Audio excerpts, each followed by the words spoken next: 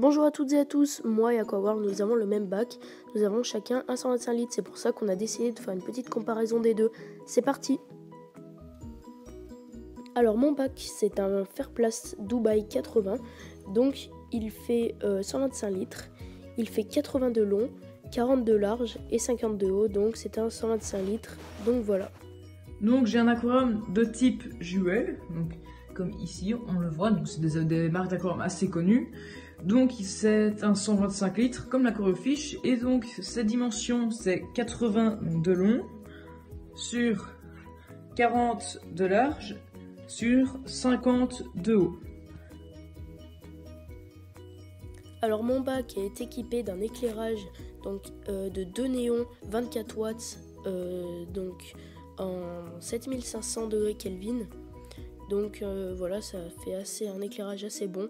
J'ai également un filtre fluval et un chauffage 150. Donc pour le matériel c'est assez simple, hein. Donc j'ai deux éclairages LED T5, donc de Juel bien évidemment. Donc là c'est un miroir, donc pour projeter 100% de la luminosité dans mon aquarium. J'ai un filtre ici avec le chauffage qui est à l'intérieur, donc le filtre est ici. J'ai pas de pompe à air, bien évidemment, parce que c'est pas recommandé et que j'ai assez de plantes pour oxygéner mon eau. Et j'ai un meuble avec tout fourni, avec une minuterie, donc pour gérer la durée de mon éclairage, etc., etc. Alors on va dire que c'est un biotope asiatique, enfin indien, même si j'ai quelques espèces amazoniennes telles que les nez rouges. Alors donc pour le biotope, j'ai plutôt un bac communautaire, hein, mais on va dire que j'ai plutôt un bac amazonien parce que j'ai beaucoup d'espèces amazoniennes, genre les poissons hachette, l'ancistrus qui se cache ici, puis après j'ai les guppies, les Apistogramma boruli. Donc voilà, j'ai juste deux espèces d'Asie, les Rasbora et le gourami. Donc voilà, je suis content de mon biotope, tout se passe très très bien, donc voilà. Alors, question paramètres d'eau, j'ai mon pH, il est entre 7 et 7,5.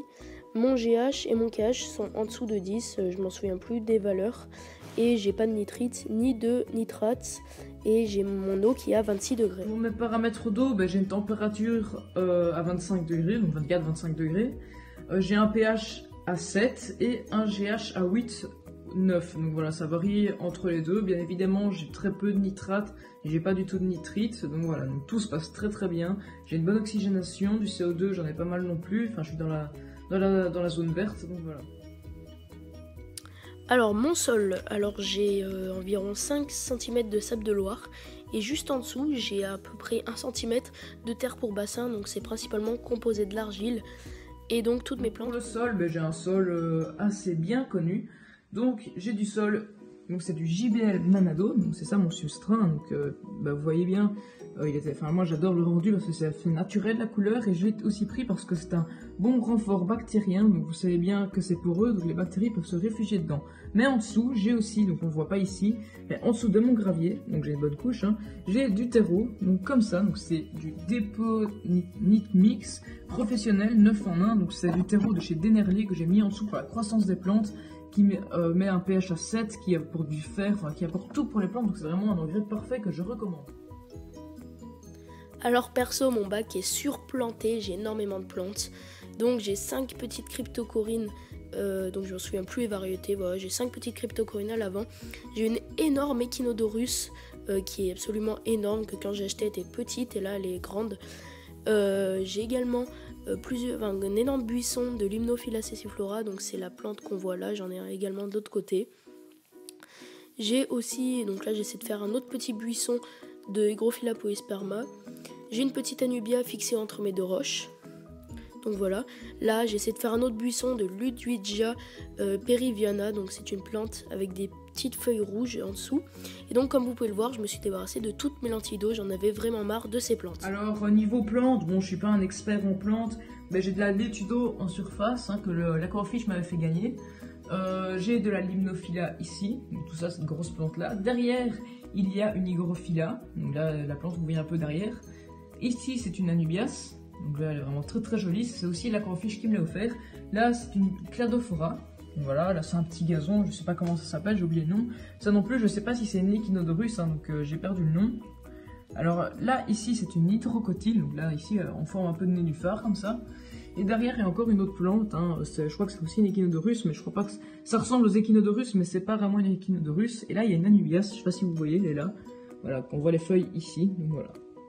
Donc je suis vraiment content de mes plantes. Alors en élément de décor, j'ai 2 jolies pierres que j'ai ramenées de Bretagne, donc ça s'apparente un peu à du granit ou à de l'ardoise, enfin voilà quoi. Donc je les ai ramenées de Bretagne, j'étais contente de les ramener.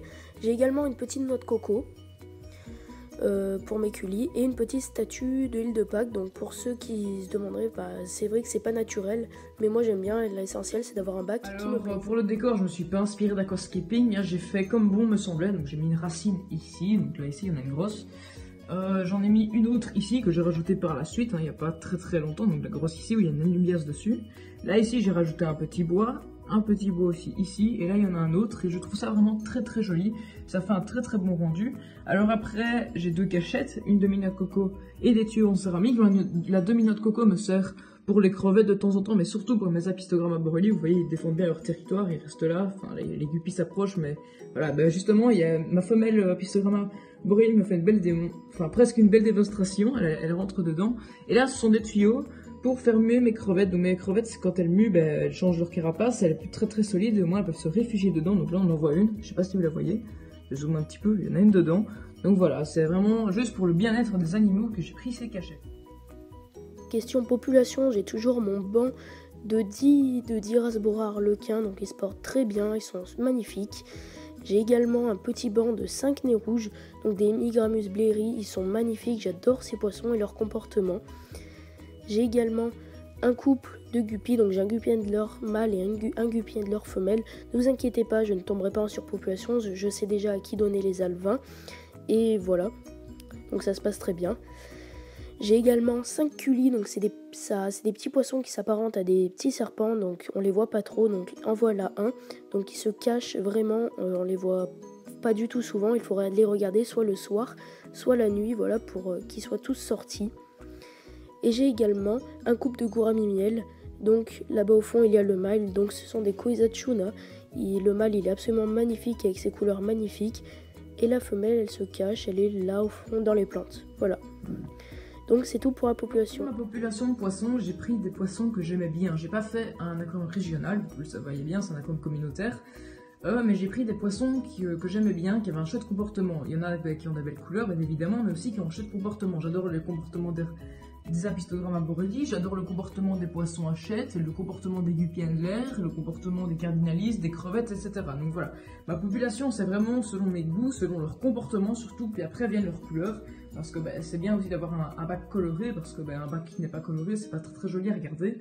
Mais vraiment là j'ai vraiment pris pour les comportements, parce qu'il y a des poissons qui sont agités, donc ça change, il y a des poissons qui sont plus calmes, comme les néons, il y a des poissons qui sont plus timides, comme mon gourami et mon Apistogramma borrelii. Donc voilà, c'est vraiment très joli et très chouette à regarder ces différences de comportement.